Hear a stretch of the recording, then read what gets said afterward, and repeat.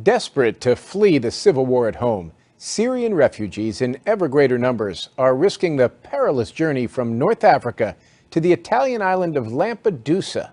So far this month, 2 boats making the trip capsized, claiming more than 500 lives. But as Alan Pizzi reports, the troubles don't end for the refugees who do make it to land. In an interview with Duncan De La Field from Atlanta's International Rescue Committee, Field says, refugees are created through persecution. The legal definition of a refugee is someone who has been forced to flee their home country and is unwilling or unable to return due to persecution or a well-founded fear of persecution. The UN recognizes 5 categories of persecution: race, religion, nationality, social group, or political opinion. Therefore, the ideal situation would be one in which these persecutions do not exist.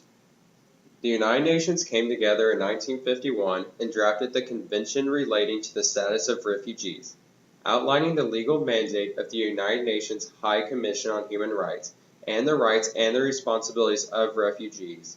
The convention was signed and ratified by 145 nations, including all of Europe.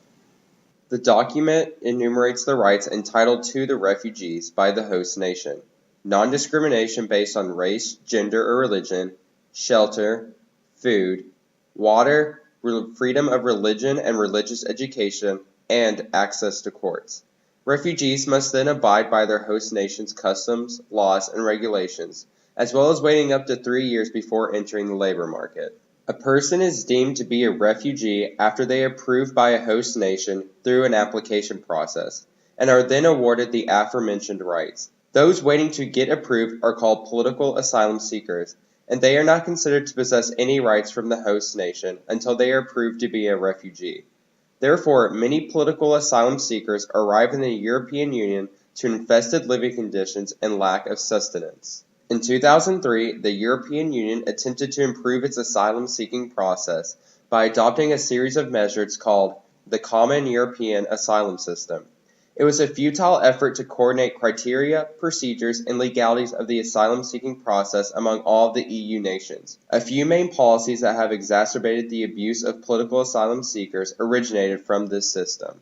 First, the system's mandates are actually just loose directives, unable to be enforced by the European Union's Parliament.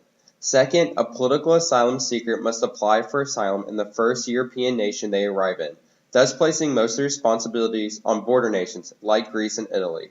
If a refugee attempts to apply for asylum in another nation, they are then detained and shipped like chattel back to the original European nation. Farshad fled Afghanistan in 2008 after his life was endangered after an attempted murder by the Taliban after working as an interpreter with coalition forces. After being smuggled across the Middle East, he arrived in Greece. The Greek authorities detained Farshad for 7 days and released him with an order to leave the country. Without any identity papers, Farshad traveled to Belgium and applied for asylum. After a series of appeals, the Belgian authorities shipped Farshad back to Greece. Once he arrived, authorities placed Farshad in a small space with 20 other detainees with very limited access to restrooms. For 3 days, Farshad was given very little food, water, and fresh air along with a dirty mattress. Once released, he lived in a park without any means of sustenance while his paperwork was being processed. Farshad, after waiting 2 months in a city park, attempted to leave Greece, but was arrested and detained in the same horrible living conditions for over a week.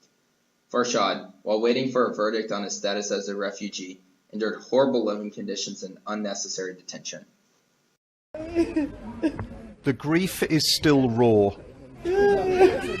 Some relatives of those who died have flown here, clutching photos to prove the identity of their brothers, sisters, children. A week on, they're still being told the bodies cannot yet be released for burial. We were given rare access inside Lampedusa's refugee centre. It has room for 250. Many more have crowded in this week. They overflow outside and sleep in the dirt. There are people from Eritrea, Somalia, and those like Saba and her 4 children who didn't want to be identified, fleeing the war in Syria. They paid £3,000 to cross the sea. It was like a death trip, a suicide trip. I don't recommend it to anyone. We were dying in Syria, and we faced death coming here too. It was only God who helped us make it through. Divers have now recovered 319 bodies from last week's wreck. On the dockside nearby, the boats that migrants used for the crossings pile up. Just imagine how desperate you would have to be in order to board one of these death traps and risk your life looking for a better future. And it's not just Syrians coming across on these boats. This year alone, tens of thousands have made this horrendous voyage. While war and poverty continue to fuel this mass migration, there's nothing Europe's politicians can do to stop them coming. Recent events have made all of these problems infinitely worse. The normal refugee flow has been substantially increased due to the wars in Iraq and Afghanistan, as well as instability in Libya and Syria. These problems have been brought to light, especially due to the sinking of a boat off the Sicilian island of Lampedusa. Over 300 people died when the boat carrying refugees from Africa capsized. Italian rescue crews refused to bring many survivors to shore, as they did not want to further stretch their limited resources.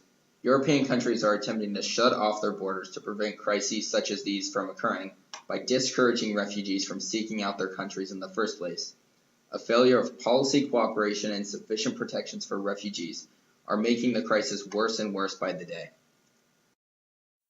However, there are solutions to these problems.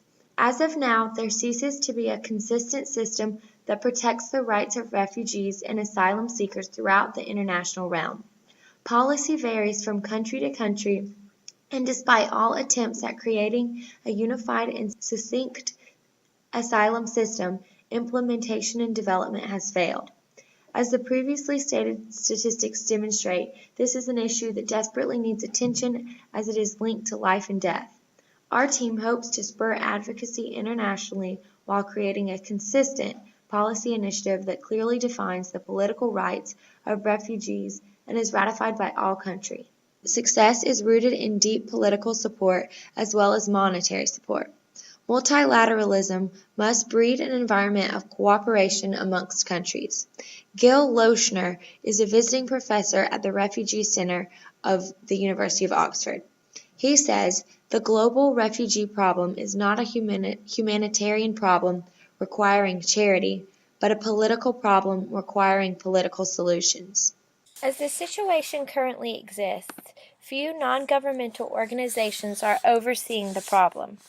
Due to the nature of state sovereignty, NGOs do not question the actions of governments. Essentially, there is no watchdog to keep these governments accountable. It is our team's mission to engage the interest of NGOs and thereby motivate them to action.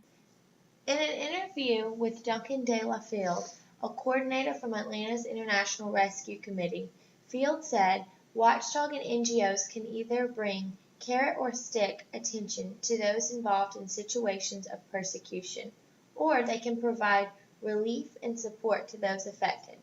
In the first case, they can raise awareness about governments, parties, or other groups that cause persecution or help alleviate it, and use this attention to affect the resources or influences of their targets. In the second, they can provide shelter, food, protection, and other services to meet the basic needs of victims of persecution or help them to escape their harmful situation. Both types of help are necessary, and many groups provide both." Policy is the second tier of our team's plan to capitalize refugees' rights. It is essential that countries work together and develop a platform of consistency that safeguards the political rights of these refugees. It is our greatest hope that the political rights of the refugees and asylum seekers in the European area are safeguarded and human rights atrocities are eradicated worldwide.